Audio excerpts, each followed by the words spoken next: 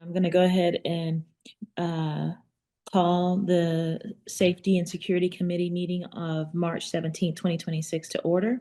And I move to approve the agenda of the March 17th, 2026 Safety and Security Committee meeting. Do I have a second? I second. Okay. And all in favor of approving the agenda? Aye. Aye. All right. We can keep on moving along here.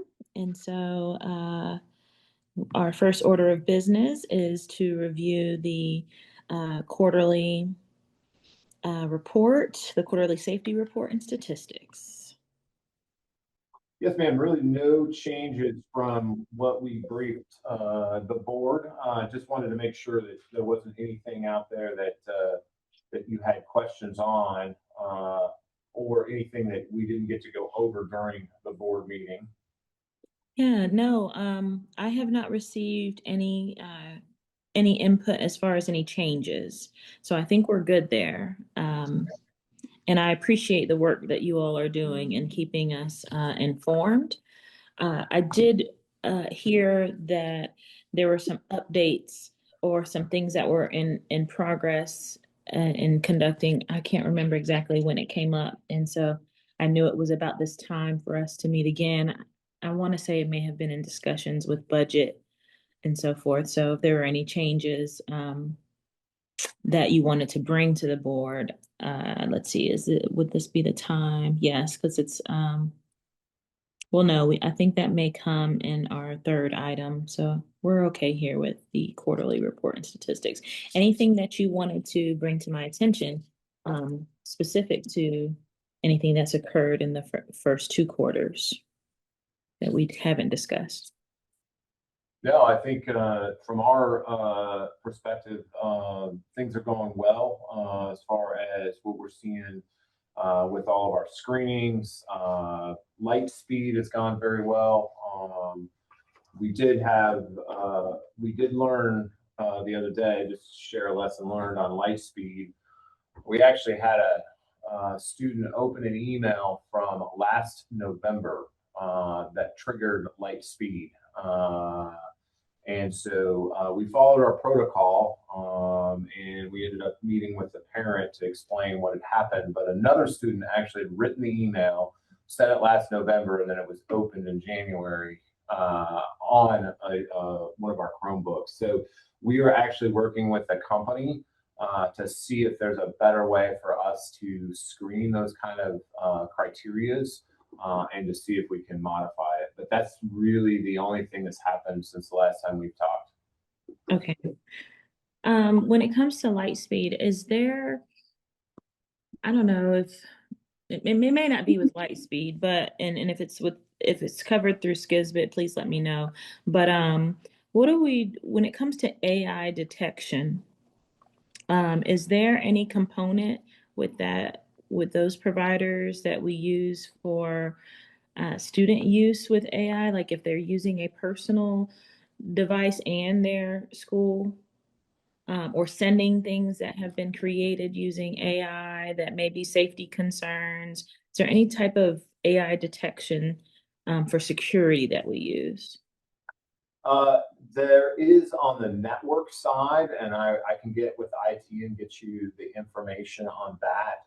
So, for example, on the school Chromebooks, the only approved AI is Magic School. Magic School, right?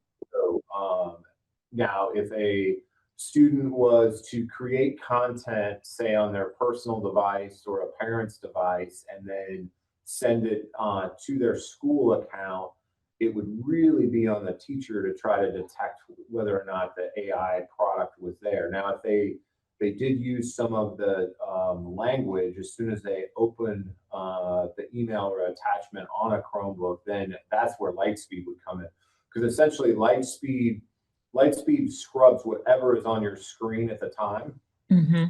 So if there was something inappropriate in the document or in the email, Lightspeed would catch that. But as far as the ability to produce, say, like a homework sheet, and then that would really, we don't have anything to detect that, if that makes sense.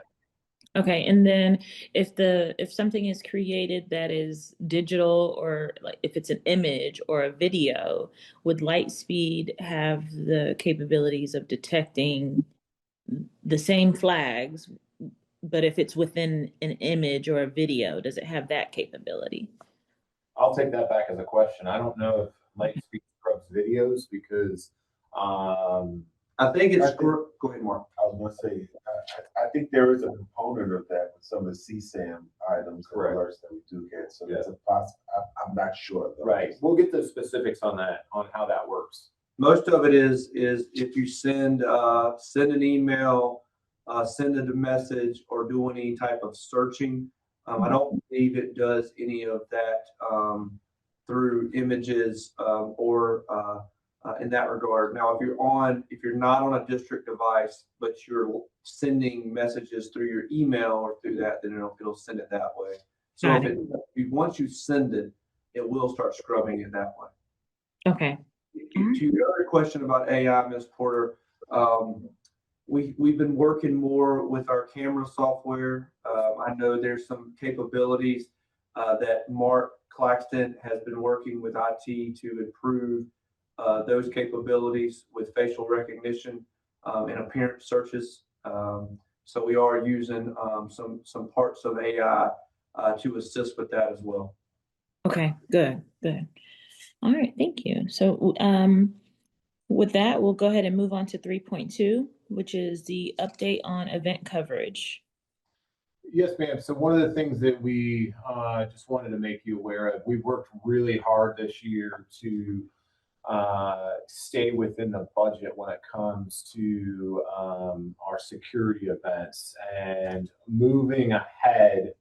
One of the things that we discovered this year was trying to keep, especially our high schools, on track for different size events.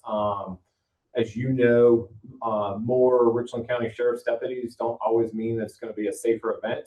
And a lot of money to spend. And so what we really spent really this semester on is kind of right sizing. So going into next year, what we're looking at is maintaining a coverage of 4 to 6 deputies, depending on the game. If it's a rival game, obviously on the higher end. If it's an out of town game, on the lower end.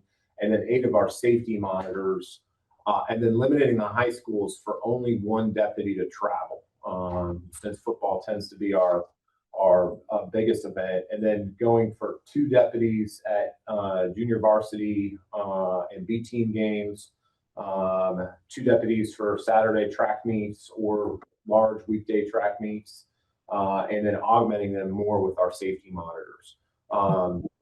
One of the things that we've found is that we have tried to work with the schools so that one size doesn't fit all, but everybody tends to want more. And so I think from a budget perspective and a fiscal accountability, we're going to maintain our excuse me, our baseline. And then if the school wants to go above that, what our recommendation back to the senior leadership team and the school board is, and that can come out of the principal's budget. They have athletic funds, they have a discretionary fund. We'll maintain what's needed from the district perspective, but if they want more, then have them make that decision, because us trying to, I guess, what's the right word? Us trying to right size each individual event to meet what the principal's expectations are, as well as what the safety expectations are, extremely expensive this year. Right. I'd actually like to add to that. I've noticed just from observations and attending different events is the expectations also vary from school to school. And what I'd like for us to do is when we get requests for asking for more, I think we need to push on the accountability side, because we're not there to know how the SROs and deputies are held accountable in each building. And what I've seen is it does look different from building to building. And some of that responsibility does lie with the principal. And so some of that conversation may need to include Dr. Moore about How are we ensuring that the principals are having the necessary conversations with the deputies within their school about their expectations? Um, if if you see deputies that are congregating at games and talking and not moving around, there are some principals who will move and relocate and give nudges about what their expectation is about moving around. And there's some that see it and don't say anything at all. And so we've got to figure out what the expectation is as far as the principal when it comes to holding them accountable. Well, that's a great point, ma'am, and wholeheartedly agree. So two things that we're going to do over the summer is one, we are going to participate in some of the SRO training that Richland County is putting on for their SROs. And at the same time, we're building into one of the in-service days an opportunity for the principals and their SROs to do some team building events. Because what we've noticed is where you see the most effective relationships, I guess, are with our more mature deputies and some of our older principals. And the least effective tends to be our younger deputies and maybe some of our newer principals that aren't quite sure what that partnership looks like. So we're going to try to get after that this summer. Okay. And some things that have come across, as board members, we receive complaints and things from everyone.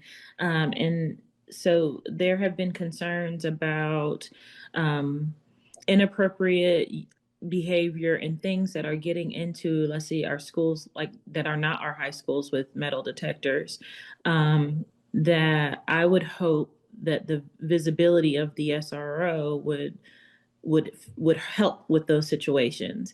And I think the concern is that they're not seeing the deputy move about the building as they like, or the kids are telling their parents that they don't see the SRO moving around. And when you get to the middle school age, some of them are less likely to speak up because they don't want to be seen telling a teacher what they see and so forth.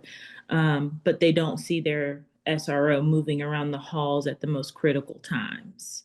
And even when I visit different middle schools, there are sometimes where you see the deputy in the health room having a conversation, or at the front office, at the front desk, and things like that. And when the bell rings and students are moving around the building, that may be the best time, especially when there's complaints about things happening in our restrooms. That deputy needs to be visible so that it's less likely for that to happen. I know our schools also have staggering times for restroom times for our students. The deputy needs to be aware of what those staggering times are, because what we're seeing is there is a lot of time in their office or in areas where there's other adults to talk to. And I think if we just have some sort of accountability and have that in that conversation when you have the training, I think it will be helpful, just so everyone knows what the expectation is. Yes, ma'am. Okay. I will add, Ms. Porter, that everyone in this room, we have pretty frequent conversations with leadership at the Sheriff's Department. Okay. Mark talks to Captain Adam, who's over all SROs, a lot. And it's really making sure that those master sergeants, or what are they called, Mark? Master deputies who are supervisors are getting into the schools as well. And when they hear this, they're on it. So we have a good partnership with them. They've been very open and making sure if they mess up, like on event coverage or whatnot, they'll own it and take care of it. And so when we see these things or hear these things, we make sure that those master sergeants, master deputies get in there and do what they're supposed to do. But we'll continue to have that relationship as well. Okay. And also with our principal. So if the parent is contacting the principal or the assistant principal, and it's a safety concern, we want to ensure that that concern is flagged some way, that we're aware that, especially, or maybe even if we get so many complaints about an issue, I just want to know that the right people know that the issue exists. And some parents are feeling the need to notify the board because they don't feel like they're being heard on that level. And so I'm just wondering if the concern is just not being communicated to the right people because they're not seeing a difference. And if I could reassure them in knowing that there is a communication protocol of safety, especially when it comes to safety. If I give my principal this safety concern, how do I know that it's being dealt with? If we don't see a change and my child still comes home saying that these are concerns of theirs, what should we do if they don't feel like it's being carried out? I've always recommended the Let's Talk feature on our website as something that's a go-to for me. But I would like to reassure them that we have something in place. I know with Let's Talk, I let them know that's a paperwork trail, and there's certain check marks that have to be made along the way, and that helps me reassure them. But there's some that said, they may email leadership and they don't know where it goes because no one follows up with them saying that we've addressed this concern and so forth. They don't know where it's going. And then the child brings the concern up again. So if we have a trail of checks that go when there's a safety concern, and this may already exist, but it would be good if we knew what that was, so that we could reassure the parents. That'd be great. And I just don't want it to be something that is, because as you said, we have budgets that we're trying to reduce certain budgets, and I don't want the response to always be, well, we're going to start something that costs thousands and thousands of dollars and implement it because of a concern that is simply a communication issue. That could probably nip that in the bud. Yes, ma'am. I think to your point, anything that comes in at the district, we have protocols and processes for. I think the challenge becomes the individual school, as you know from your background. Every principal is going to handle how they take that information, and they may have their own procedures inside the school. I mean, I'll talk to both the principal supervisors about your concern about having principals and the APs get back to parents as quickly as they can as they have those concerns addressed. I know it's a district office. If we get a concern, we have to email the parent back. That is, it's there, with the steps and so on. So we'll bring that up, and hopefully we can continue to refine it. I know anything that reaches our level gets communicated to the SRO leadership, as well as the school and our own internal safety team. So we'll continue to work that. Okay, thank you.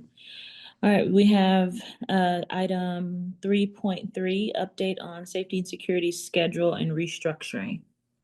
Yes, ma'am. So Mark's team, as part of our budget request this year, right now, our security team that runs 24/7 are actually 245-day employees.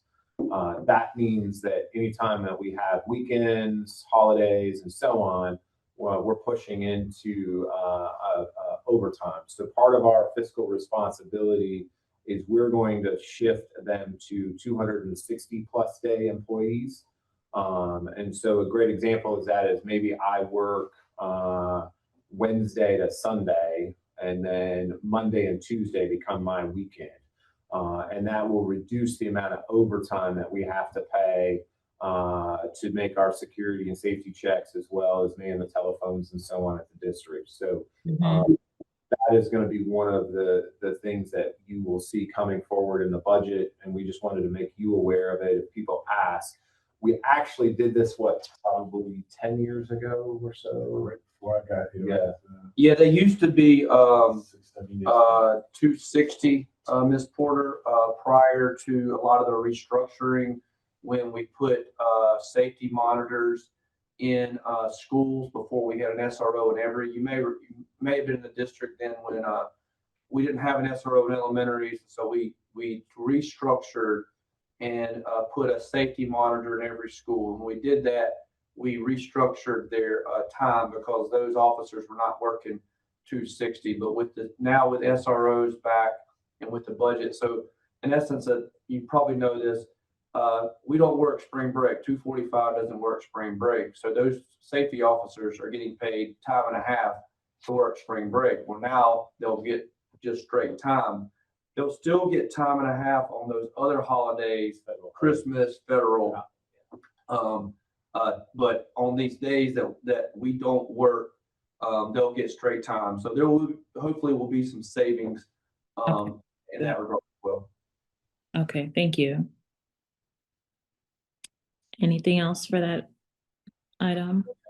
That's the biggest thing. We are going to try to cut our defender contract back a little bit.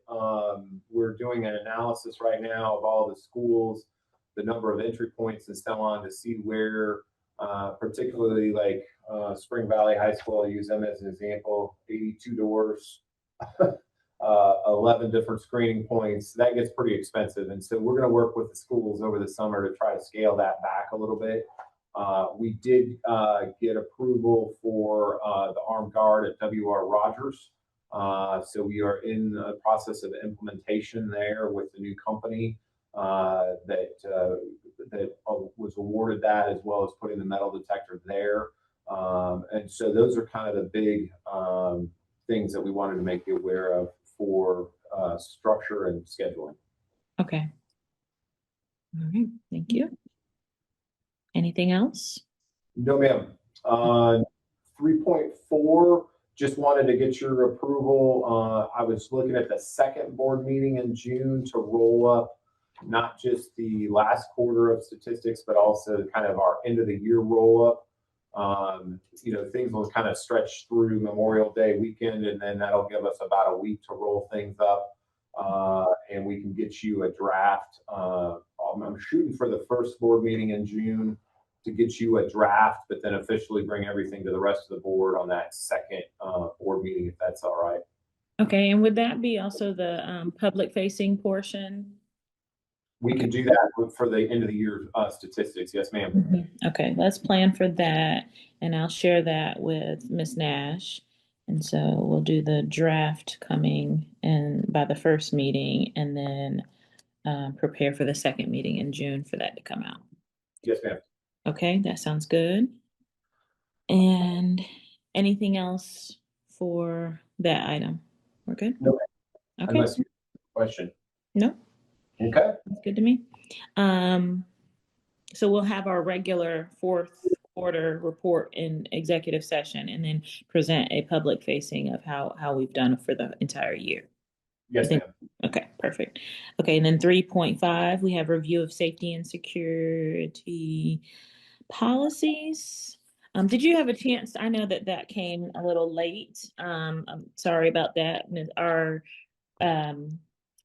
Our legal folks with SCSBA were at a conference, and so she wasn't able to review it as fast as she'd like. But I'm not sure if you were able to look at these or not. But these were recommendations that came from SCSBA that they have in their standard policies of the changes that were recommended.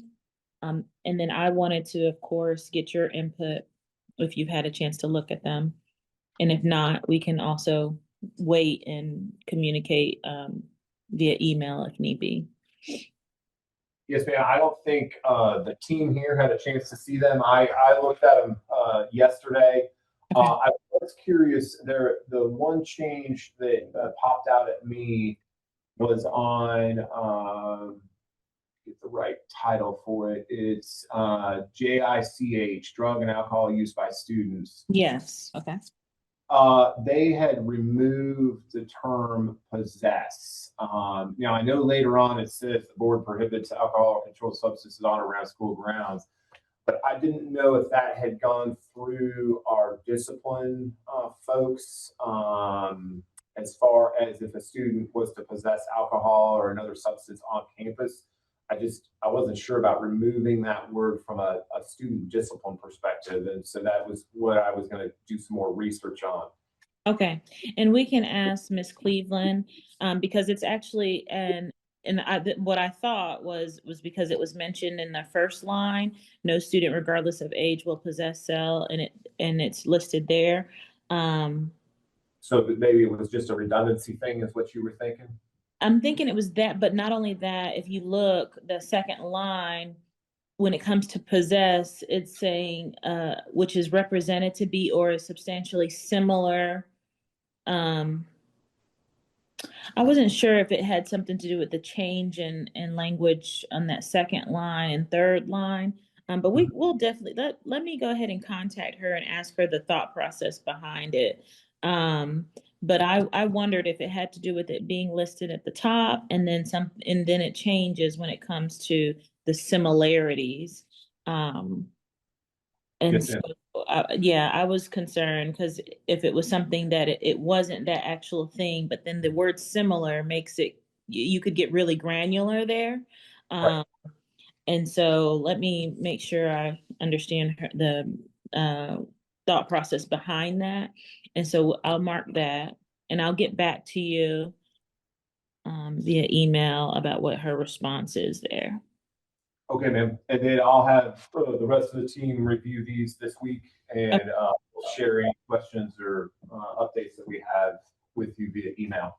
Okay, and then if we're all good with that, I can share our recommendations to Ms. Washington for the policy committee, who will bring it to the board. And so hopefully doing it through this process where we review, send it to the policy committee, they'll review. It should make the approval process go pretty quickly in the board meeting.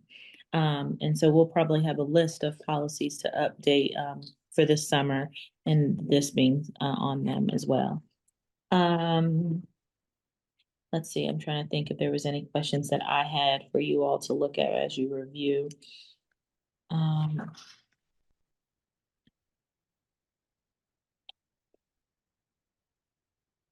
Okay, no, not there. I feel like I had something about the suicide prevention one, but I wasn't sure. So this one, I want us to look at that one carefully because we may be different because of our technologies that maybe other districts don't have. But I feel like something was missing in that one. As far as our resources, and it may have been the family intervention services, and then also, or maybe we don't want to name the partners that we have because those things change, but something along the lines of what we provide. I don't think it was listed in here as steps or processes, but we may want to include that. And of course, she wouldn't recommend that because not all schools have what we have. So just something to look at as something to add to that policy. Yes, ma'am. Especially when it comes to our processes with the alternative school, like having students go and that they're being offered the and maybe it doesn't go into this policy, but in another, with them getting the services if they're recommended for to go to the alternative school, but listing those items. Because we get this question all the time with board members of, will these services be offered to the student? And I think it would help if we had it in policy that if students are going to the alternative school, what services are offered to them automatically. And I think that might go with Matt as well with pupil services. But this was one of the items because the policies that I think are in the mix with that because it involves some of the behaviors that are mentioned when we have those concerns with students going to Blackwood Academy. Yes, ma'am. Yeah, and Matt Sherman would be definitely somebody we need to bring in on that.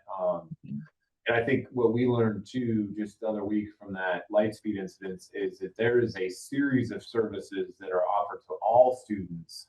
It's just a process of how they're requested. And Matt would be the expert on that. But I know, Danny, you in your conversation, that was something that came up, right? Yes. We just got, me and Mark Sims, we just got with Matt to review some of these policies and going forward with the Lightspeed. Okay. I'm thinking Matt might just these because I want him, some of these I think involve him as well, especially this one, the JLDBB. So if we could have him look at that as well, see if there's any recommendations that he has for that. And then use of metal detectors. I don't think I had anything for that one. And that one was reviewed in 2023. Okay.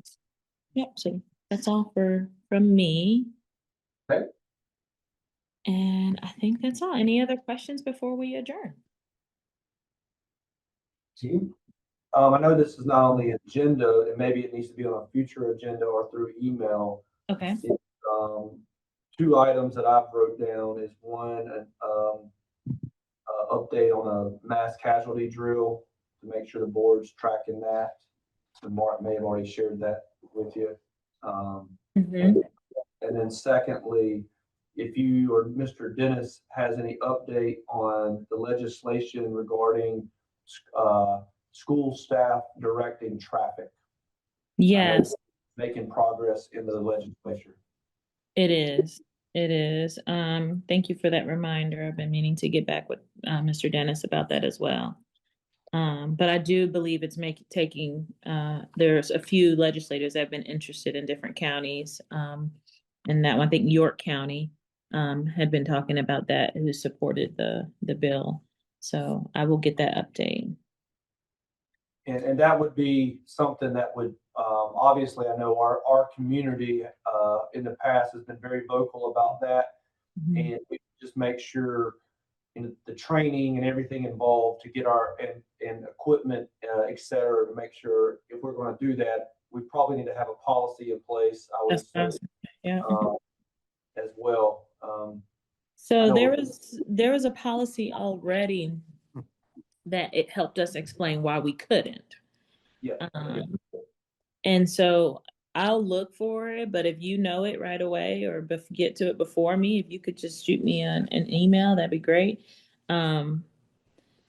Just so I make sure I have the right one, because that's the policy that we'll probably have to edit. And then of course, well, we'll probably have to bring it to this committee anyway. And then that way we can outline it and the expectations from the bill. We may have further more expectations and get advice from Carla as well of what she would recommend before we take it to the policy committee and the board. So yes, I have that down. We'll definitely add that to our future meeting. And that means, I don't know if you had something scheduled, Mark, for the summer, but I'm wondering if we should go ahead because that's a big one. That we might want to add something in the summer dates for a quick committee meeting. As far as, yes, ma'am, we can, and especially if the legislation continues to move forward. Saturday, that was one of the questions the public had for Dr. Moore. Okay. We had to fall back on what the current law is right now and explain the current South Carolina law. You know, you have to be a certified law enforcement, either class 1, 2, or 3. And so she did answer that, but she also did at the very end say that the bill was moving through the legislature. So we said we'd keep them updated. So we'll add that on to our summer schedule. Yeah. And all then, intents purposes, we as board members are regularly advocating for that. And whenever we're in a space where we can speak on that, we have been. And so, in fact, that conversation came up at the last conference. We were speaking to other boards because there's not many counties where this particular is that makes that much of an impact because of this. They don't have as much traffic around the schools. But when we found that there was another county that was running into the same issue, we kind of jumped on it. So that's great. All right. The other topic that Will brought up, I'm going to wait a little bit longer. I can provide you some information as we develop the plan, but Sheriff Lott, and I think I've mentioned this to you in the past, Sheriff Lott and Dr. Moore agreed to do what's called a full-scale exercise for an incident at the school. We've had several planning meetings with the Sheriff's Department and Richland County's emergency management team. We are going to take a little bit of an appetite suppressant because of the number of agencies that are involved. But a couple of dates to put out there is April 15th, we're going to do a tabletop exercise with key stakeholders to just understand what we need to train on. Okay. You said April 15th? April 15th, yeah, tabletop exercise. Is that something that I can be invited to? I would, yes, ma'am, if you really want to see the sausage being made. Okay, so What I recommend is, we have a calendar hold for, both Sheriff Law and Dr. Moore at the end of the day where we do our after action review. That might be something if it's okay. scheduled. Just to kind of let all of the agencies get around the table and figure out what we've got to do, but you could be part of the outbrief if that's okay. I think that would be better. And then I know that it's come up in conversation with board members as well. If there are new drills that are being incorporated, they want that maybe in our quarterly update, you can speak to it since you're in the room with the rest of the board members. And then, and it came up with when we went through some of our open cases with legal, about the accountability piece when it came to drills. And so hearing about, I know they don't need to know of every time we have one, but maybe some type of reporting of. I think it's on our quarterly report, ma'am. We report, let me see here. So, it's on bullet 3, page 4. So those are the state mandated emergency management drills. Okay. And so, we let you know that everybody meets it, the deadline. So they have to do, all the different drills each month. We keep those on file. So if Okay. anybody ever asks us if, did Blythewood Middle School do their earthquake drill, we've got it on file. But you'll also get it in the quarterly report just in case we have a school that's out of tolerance. Okay. All right. The other thing we do, Ms. Porter, that Mr. Claxton's team does, that if they do a couple things, they go and observe at times, and they also have a form that's submitted to the school and asking how it went, and then they go and help coach them on different ways. So it's not just a check, we've done it. We're actually, his team's actually working with them to improve the processes or working through different situations to help with it. So I think that's something different than maybe other districts do, that we actually are coaching them through these different drills and helping them with these emergency situations. Okay. And do we spot check with someone from this team, ever spot check and are present during school drills or? Yes, Okay. ma'am. All And right. in addition to that, we also access our surveillance cameras. Okay. Just to ensure, for drills that require evacuation, that it's going smoothly and according to plan. So yes, there is some observation. Okay, good. All right. Well, I don't have anything else. So let's see, let me get back to my agenda here. All right, so if there is no other business, then I would like to adjourn the March 17th, 2026 Safety and Committee meeting. Second. All right, all in favor? Great. All right, you have a great day. And Mark, I'm going to stay at the district office for a while. Okay. Where are you at, ma'am? I'm in the executive boardroom. Okay, I'll be over there in a few minutes. Okay, sounds good. All right, see you all. All right, bye.